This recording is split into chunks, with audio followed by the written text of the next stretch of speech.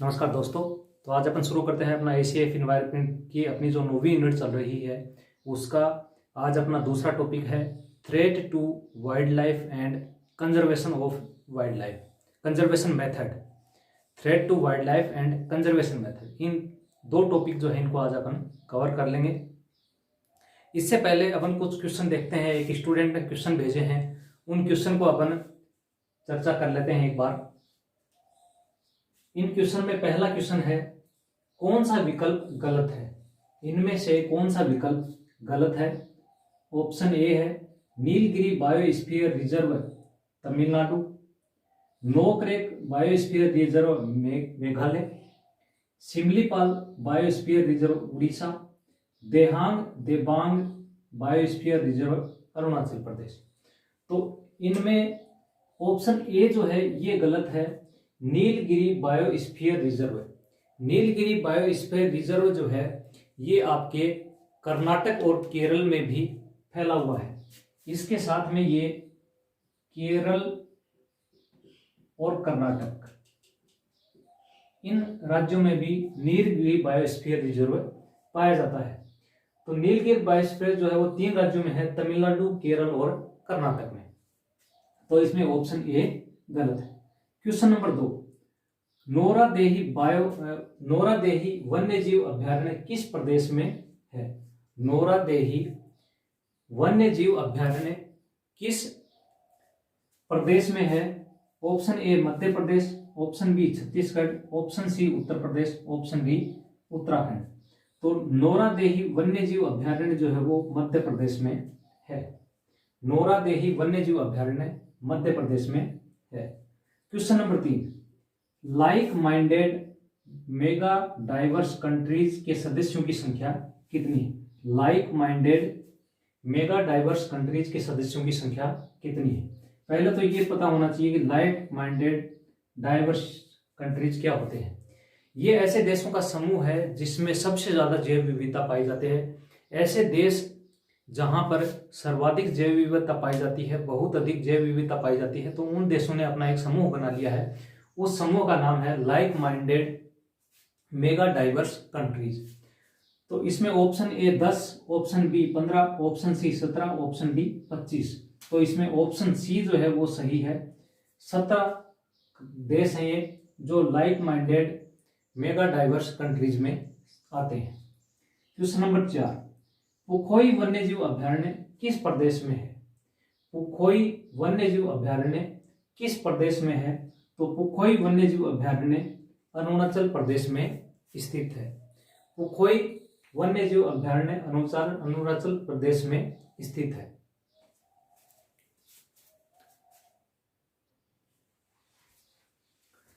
पांचवा क्वेश्चन है, पारिस्थितिकी स्थायी मितव्ययता है किस आंदोलन का नारा है? पारिस्थितिकी स्थायी मितव्ययता है यह किस आंदोलन का नारा है? Option A Chipko, option B Khejarli, option C Narmada Bachao और ऑप्शन डी है एपिको आंदोलन। तो इसमें चिपको आंदोलन जो है उसका नारा है पारिस्थितिकी स्थायी मितव्ययता है। ये किसका है नारा है? चिपको आंदोलन का नारा है। क्वेश्चन नंबर 6, नीरी किस मंत्रालय के अधीन आता है? National environment engineering research institute. National environment engineering research institute किस मंत्रालय के अधीन आता है? Option A ministry of environment forest and climate change, option B earth ministry यानी पृथ्वी मंत्रालय, ऑप्शन सी एचआरडी मिनिस्ट्री यानी मानव संसाधन मंत्रालय, option D ministry of science and technology. तो NEERI ministry of science and technology के अधीन आता है। अच्छा क्वेश्चन है, ministry of science and technology के अधीन नीरी आता है। क्वेश्चन नंबर 7, पारिस्थितिकी पदछाप इकोलॉजिकल फुटप्रिंट, पारिस्थितिकी पदछाप या इकोलॉजिकल फुटप्रिंट के माप की इकाई क्या है? बहुत ही अच्छा क्वेश्चन है। वैसे ये अपन ने कराया नहीं है अभी, तीसरी और चौथी यूनिट जो है उसमें ये सारा आ जाएगा। Option A Dobson, option B decimal, option C global hectares और ऑप्शन डी है हर्ट्ज। तो पारिस्थितिकी पदछाप या इकोलॉजिकल फुटप्रिंट के माप की इकाई है ग्लोबल हेक्टेयर्स। GHA किसके माप की इकाई है? इकोलॉजिकल फुटप्रिंट के माप की इकाई है। खेजड़ली दिवस कब मनाया जाता है? तो खेजड़ली दिवस 12 सितंबर को मनाया जाता है। प्रथम खेजड़ली दिवस 12 सितंबर 1978 को मनाया गया और 1991 में ऑपरेशन खेजड़ा शुरू किया गया। 1991 में ऑपरेशन खेजड़ा जो है वो शुरू किया गया है।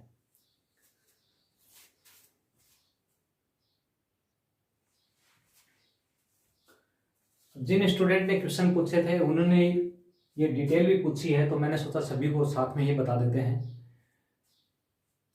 उन्होंने पूछा है कि कुल राष्ट्रीय उद्यान कितने हैं भारत में और राजस्थान में?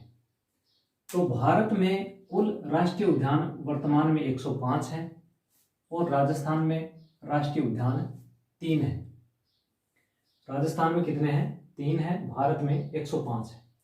कुल वन्यजीव अभ्यारण्य कितने हैं? तो भारत में 551 है जबकि राजस्थान में 25 है। बायोस्फीयर रिजर्व जैव मंडल आरक्षित क्षेत्र कुल भारत में 18 है, राजस्थान में एक भी नहीं है। बायोस्फीयर रिजर्व जैव मंडल आरक्षित क्षेत्र भारत में 18 है। रामसर साइट जो कि अपन ने पहले कर लिया है, राजस्थान में इंडिया में 37 है और राजस्थान में 2 है। कुल विश्व विरासत भारत में 38 है और राजस्थान में 4 है। राजस्थान में 4 कौन से हैं? जंतर मंतर है, जंतर मंतर, केवलादेव राष्ट्रीय उद्यान जो भरतपुर में है, फिर आपके किले हैं जिनकी संख्या 6 है, 2013 में इनको विश्व विरासत में शामिल किया गया, और जयपुर परकोटा जो कि 2019 में शामिल किया गया है। तो अगर पर्यावरण की दृष्टि देखें तो केवलादेव जो है वो इसमें शामिल होता है। कुल विश्व विरासत भारत में 38 है, राजस्थान में 4 है। कुल टाइगर रिजर्व की संख्या भारत में 50 है, राजस्थान में 3 है। बर्ड सेंचुरी भारत में 61 है जबकि राजस्थान में इनकी संख्या 2 है। तो इस प्रकार ये जो पूरी सारणी है ये आपको याद रहनी चाहिए, इसमें से क्वेश्चन आने की संभावना है। तो ये पूरी सारणी जो है वो आप उतार लो।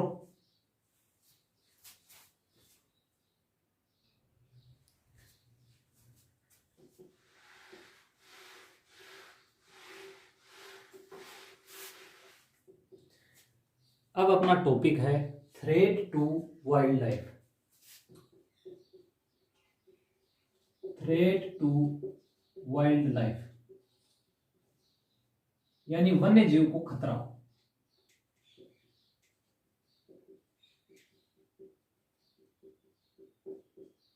तो वन्य जीवों को जो खतरा है वो खतरा मनुष्य से भी हो सकता है और वो खतरा प्रकृति से भी हो सकता है। तो वन्य जीवों पर जो थ्रेट है वो प्राकृतिक कारक और मानव जनित कारक, 2 कारकों से यह होता है। प्राकृतिक कारक और मानव जनित कारक। प्राकृतिक कारक और दूसरा है मानव जनित कारक। प्राकृतिक कारक जो प्रकृति में होते हैं, मनुष्य का उस पर कोई नियंत्रण नहीं होता है, जैसे आपके भूकंप के कारण वाइल्ड लाइफ पर प्रभाव पड़ता है। सूखा, ड्रोथ के कारण पानी की कमी होना या फिर भोजन की कमी होना, चारे की कमी होना, इसके कारण भी वन्य जीव पर प्रभाव पड़ता है। जनन क्षमता में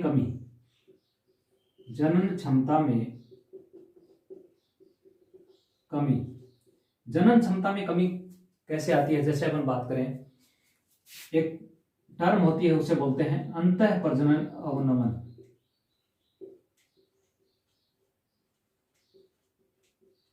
अंतः प्रजनन अवनमन। अंतः प्रजनन अवनमन का मतलब ये है कि जब किसी क्षेत्र में पाई जाने वाली पादप की विभिन्न प्रजातियों की संख्या में जब कमी आ जाती है तो वहां उपलब्ध जो पौधे होते हैं उनमें परागण की क्रिया नहीं हो पाती, क्योंकि पौधों में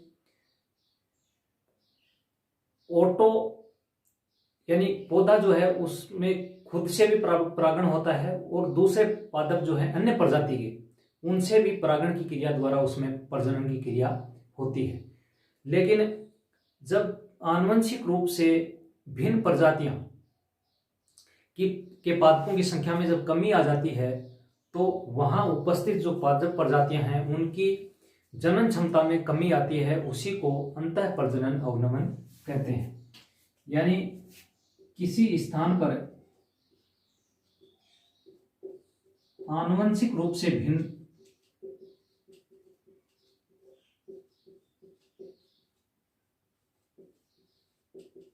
पादप प्रजातियों की संख्या में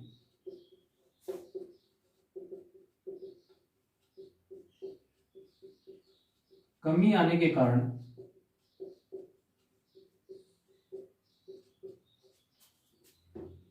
उपस्थित पादपों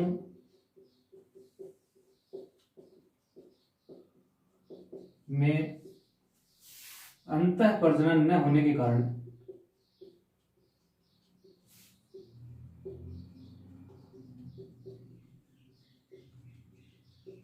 प्रजनन क्षमता में कमी आती है।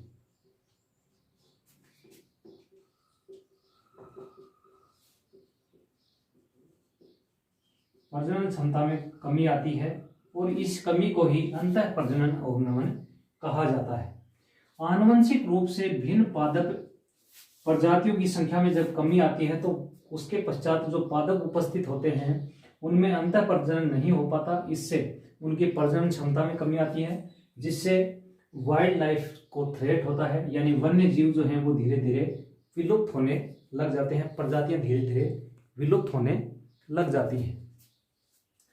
चौथा कारण है वन की आग। वन की आग, वन में लगने वाली आग के कारण वन्य पादप और वन्य जीव जो हैं उन पर खतरा आ जाता है, कई प्रजातियां जो है वो नष्ट हो जाती हैं और वनों में प्रतिवर्ष लगभग आग लगती है। हाल ही में जैसे ऑस्ट्रेलिया है, ऑस्ट्रेलिया के वनों में आग, अमेजन के वर्षा वनों में आग, ये काफी उदाहरण अपने सामने रहे हैं। तो प्राकृतिक कारण में भूकंप, सूखा, प्रजनन क्षमता में कमी, वन की आग, ये 4 कारण हैं प्राकृतिक कारण। अब देख लेते हैं मानव जनित कारण। मानव जनित कारण, मानव जनित कारण में जैसे प्राकृतिक आवास का नष्ट होना,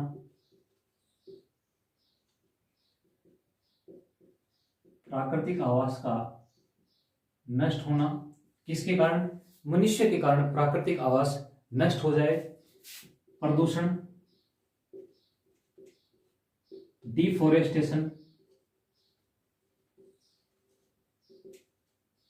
यानी वनों की कटाई अत्यधिक हो जाए।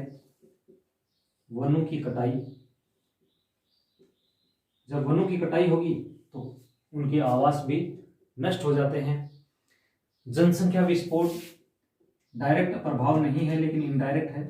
जनसंख्या विस्फोट के कारण वाइल्ड लाइफ जो है इसको खतरा होता है। शिकार,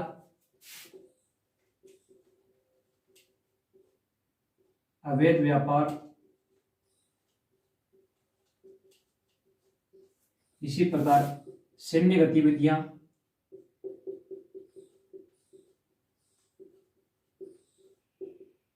या फिर युद्ध के कारण जो प्राकृतिक स्थल हैं उनको काफी नष्ट हो जाते हैं। विदेशी प्रजातियों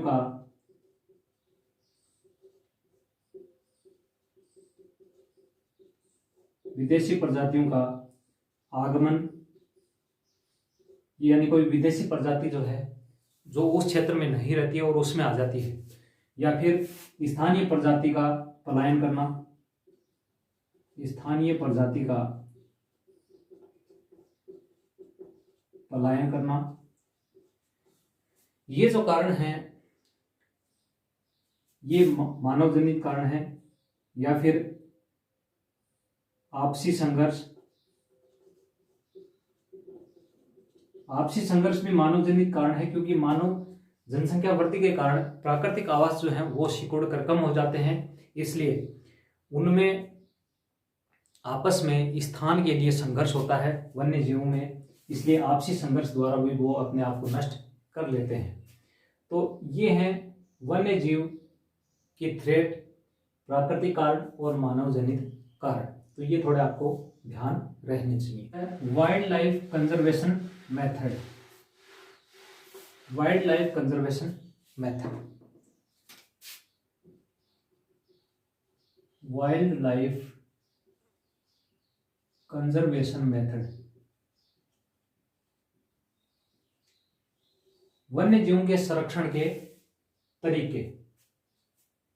वन्य जीव संरक्षण के दो तरीके हैं, इन सिटू कंजर्वेशन और एक्स सिटू कंजर्वेशन मुख्य रूप से, लेकिन कुछ और तरीके भी हैं, वो भी अपन लास्ट में देखेंगे। इन सिटू एक्स सिटू के अलावा कुछ अन्य मेथड भी हैं जिसके तहत वाइल्ड लाइफ का कंजर्वेशन किया जाता है।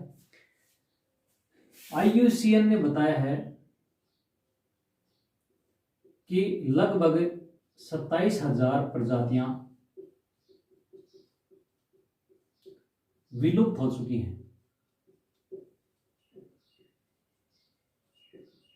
27,000 प्रजातियां जो हैं वो वर्तमान में विलुप्त हो चुकी हैं।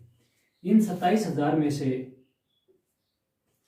अगर आप बात करें स्तनधारी की, तो 25% स्तनधारी वर्ग विलुप्त हो चुका है।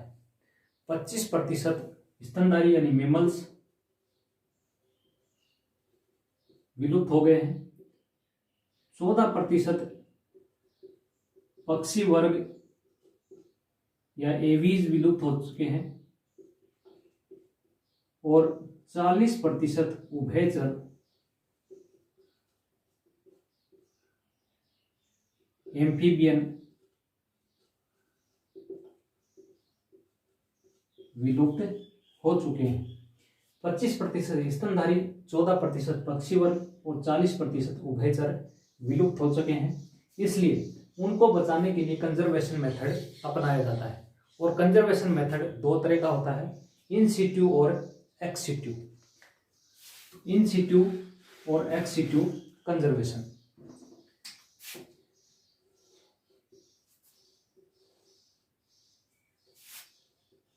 इन सिटू कंजर्वेशन और दूसरा है एक्स सिटू कंजर्वेशन। स्वस्थाने संरक्षण और वही स्थाने संरक्षण।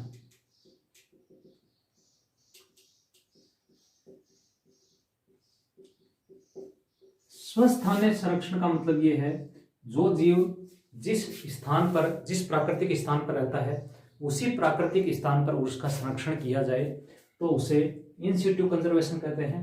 एक्स सिटू कंजर्वेशन का मतलब ये है कि जीव जिस प्राकृतिक स्थान पर रहता है उससे अलग करके उसको किसी कृत्रिम आवास में ले जाया जाए तो उसे एक्स सिटू कंजर्वेशन कहते हैं। जीव के प्राकृतिक आवास में ही संरक्षण करना। इन सिटू या स्वस्थाने, स्वस्थान यानी खुद के स्थान पर ही उसका संरक्षण किया जाए। प्राकृतिक आवास से भिन्न कृत्रिम आवास पर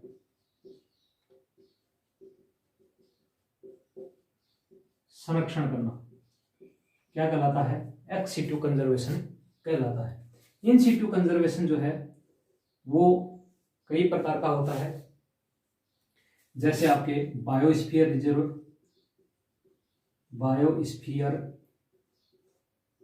रिजर्व, ये दो प्रकार का होता है, जलीय और स्थलीय बायोस्फीयर रिजर्व। दूसरा है राष्ट्रीय उद्यान,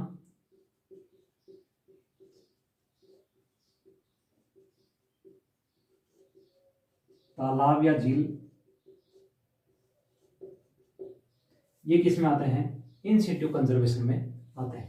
बायोस्फीयर रिजर्व, जलीय या स्थलीय रिजर्व, राष्ट्रीय उद्यान, तालाब या झील। एक्स सिटू कंजर्वेशन में आपके बॉटनिकल गार्डन,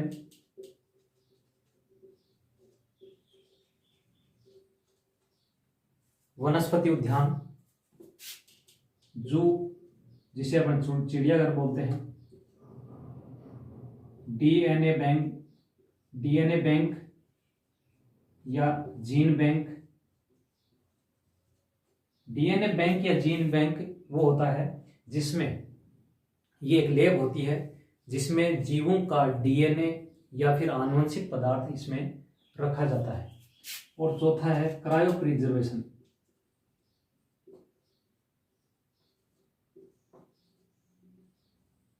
यानी शीत प्रशीतन, यानी अत्यधिक निम्न ताप पर जीवों को या फिर उनके किसी भाग को संरक्षित करना क्रायो प्रिजर्वेशन कहलाता है। एक्स सिटू कंजर्वेशन में बॉटनिकल गार्डन, जू चिड़ियाघर, जीन बैंक या डीएनए बैंक, क्रायो प्रिजर्वेशन, शीत प्रतिशन शामिल होता है।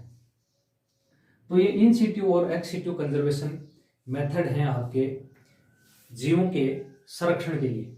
लेकिन इसके अलावा भी कुछ वाइल्ड लाइफ कंजर्वेशन के मेथड हैं जो कि अपन चर्चा कर लेते हैं।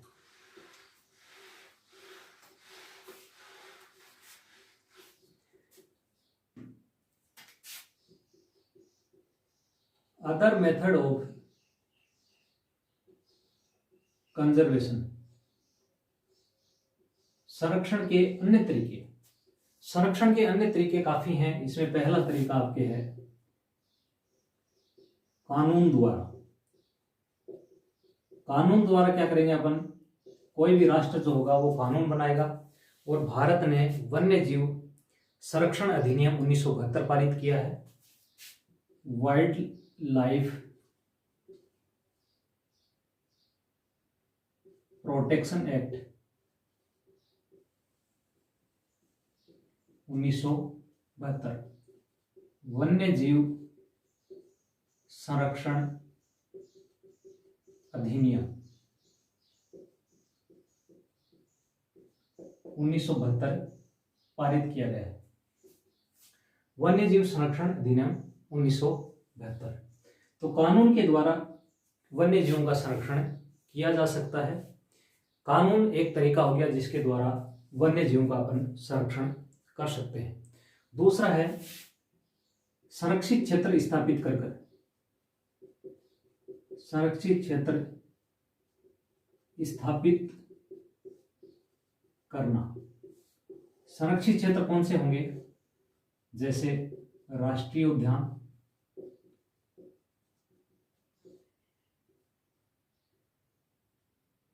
वन्य जीव अभयारण्य,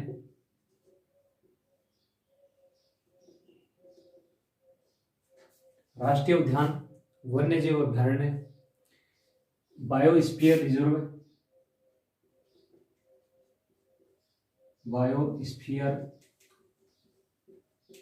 रिजर्व। तो इनको स्थापित करके भी अपन वन्य जीवों का संरक्षण कर सकते हैं। तीसरा है वन्य जीवों का जो मूल स्थान है, उसका जो ओरिजिन है, उसको वापस रिस्टोर करके, अगर वो नष्ट हो गया है तो उसको वापस अपन रिस्टोर कर सकते हैं। रीस्टोरेशन ऑफ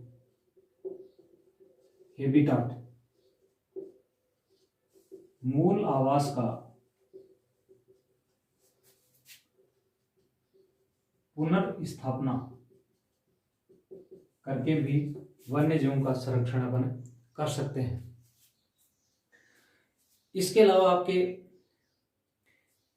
वन्य जीव जो है उनके रहने की जो है जगह है उसको भी अपन अच्छा कर सकते हैं, जिससे उनकी संख्या में वृद्धि होती है। बेटर लिविंग लाइफ, जीवन स्तर में सुधार करके, जीवन स्तर में सुधार कैसे करेंगे कि वन्य जीव के जो आवास हैं उनको इस तरह बनाया जाएगा कि वहां पे आवास, उनको भोजन की व्यवस्था भी हो जाए और उनको आवास की सुविधाएं मिल जाए और उनको बाह्य मानव से कोई खतरा न हो। इसलिए उनके जीवन स्तर में सुधार करके भी ये किया जा सकता है। 5वां है वन्य जीव संरक्षण हेतु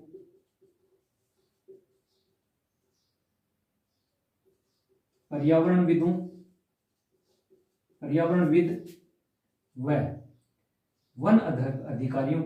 वन्य अधिकारियों को प्रशिक्षण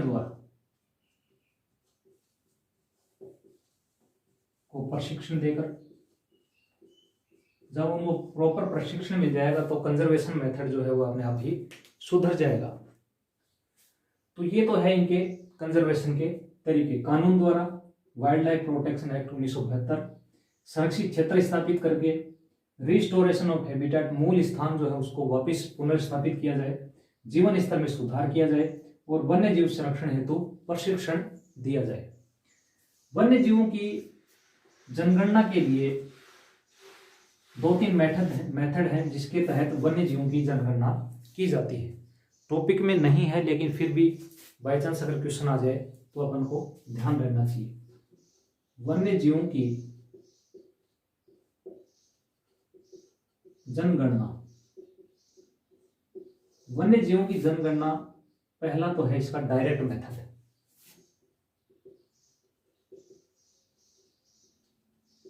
डायरेक्ट मेथड में अपन गिनेंगे 1 2 3 4 इस तरह से देख लेंगे कि वन जो क्षेत्र है उसमें कितने जीव रह सकते हैं।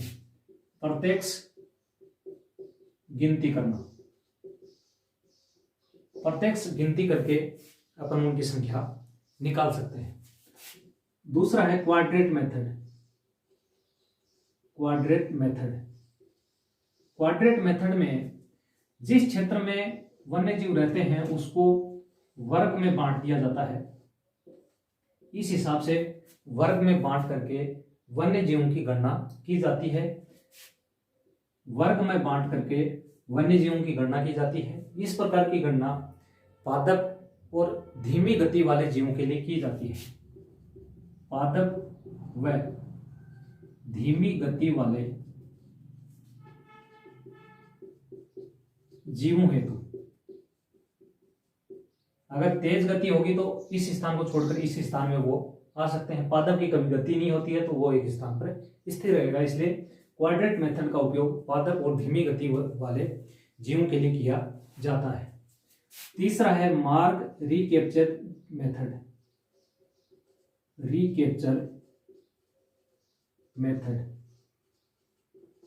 पद चिन्ह के द्वारा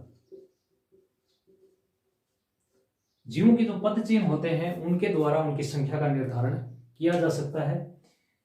ज्यादातर जो वाइल्ड लाइफ है जैसे टाइगर है, लायन है, एशियाई शेर है, इनके लिए ज्यादातर मार्ग रिकैप्चर मेथड का उपयोग किया जाता है। चौथा है डिस्टेंस सैंपलिंग मेथड। और पांचवा आपके है कैमरा ट्रैपिंग मेथड। कैमरा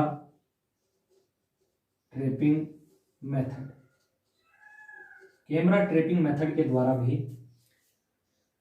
वन्य जीव जो है उनकी ट्रैपिंग कर सकते हैं। कैमरा फिक्स कर दिया जाता है एक स्थान पर और उसके द्वारा वन्य जीव की गणना की जाती है। डायरेक्ट मेथड, क्वाड्रेट मेथड, मार्ग recapture method, distance sampling method और कैमरा ट्रैपिंग मेथड। तो ये जो तरीका है ये भी एक तरह से कंजर्वेशन मेथड में ही आता है, इससे जनसंख्या का निर्धारण हो जाता है और कंजर्वेशन मेथड जो है अपन क्या क्या अपनाने हैं ये अपन अपना सकते हैं।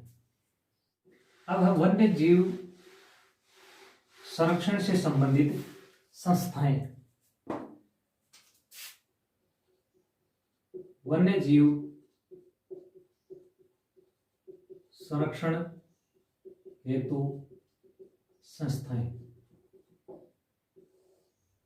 संस्थाएं जो वन्य जीव संरक्षण का कार्य करती हैं भारत में, इसमें पहला है national board of wild life, राष्ट्रीय वन्य जीव board, national board of wild life, NBWL, national board of wild life. राष्ट्रीय वन्य जीव बोर्ड, स्थापना इसकी 2003 में की गई और वन्य जीव संरक्षण अधिनियम 1972 के तहत इसकी स्थापना की गई। 2003 में इसकी स्थापना की गई। वन्य जीव संरक्षण अधिनियम 1972 के तहत यह एक वैधानिक निकाय है। क्या है? वैधानिक निकाय है। इसके अध्यक्ष होते हैं प्रधानमंत्री। अध्यक्ष इसका कौन होता है? Prime minister.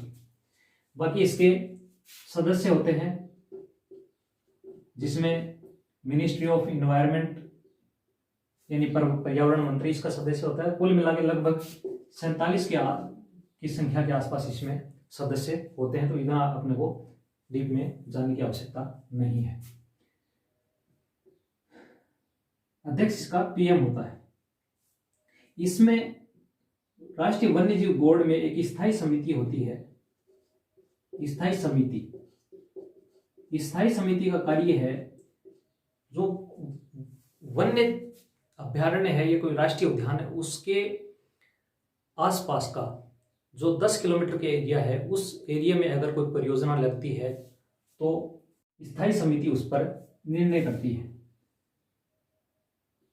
वन्य जीव आवास के 10 किलोमीटर दायरे में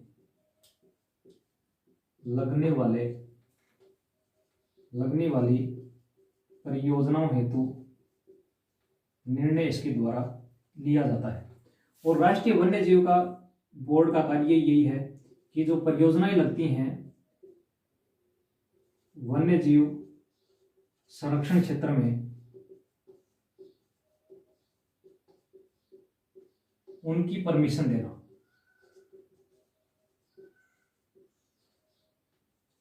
उनकी परमिशन देने का कार्य कौन करता है? National board of wildlife ही करता है।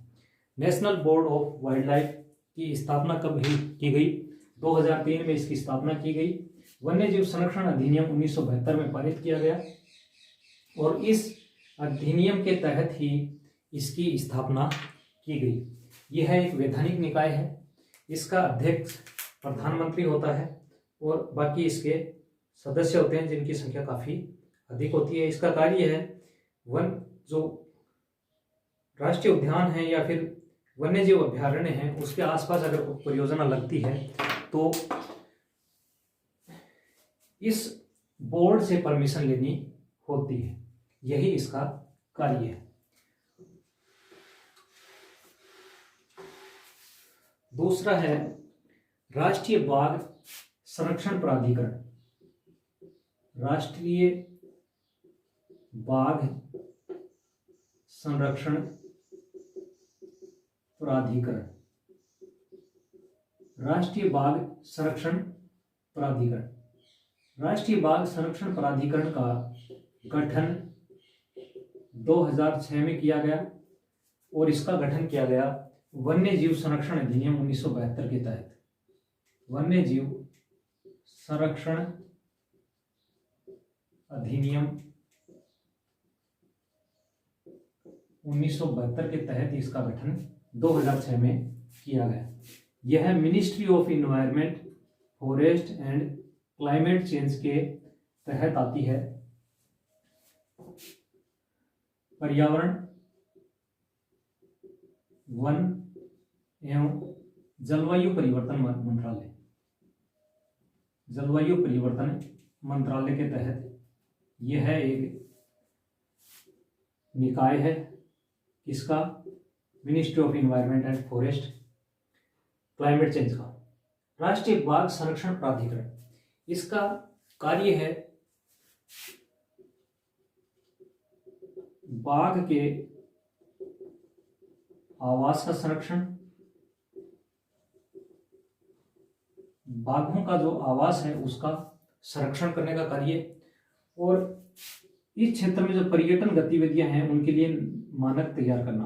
पर्यटन गतिविधियों हेतु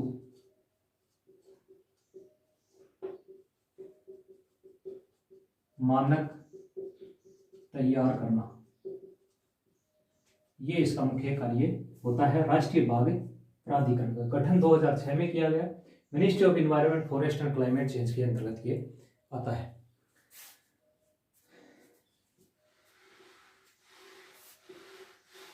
फिर एक और है आपके भारतीय वन्य जीव संस्थान। भारतीय वन्य जीव संस्थान, WII, wild life institute of India. मुख्यालय इसका देहरादून में,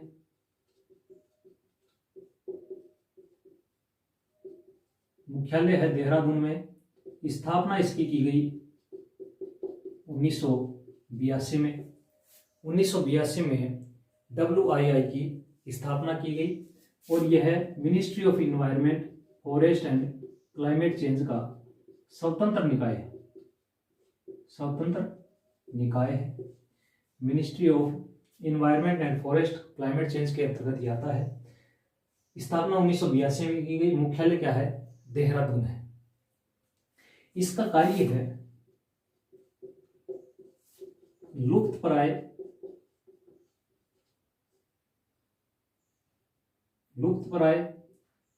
एंडेंजर्ड, वल्नरेबल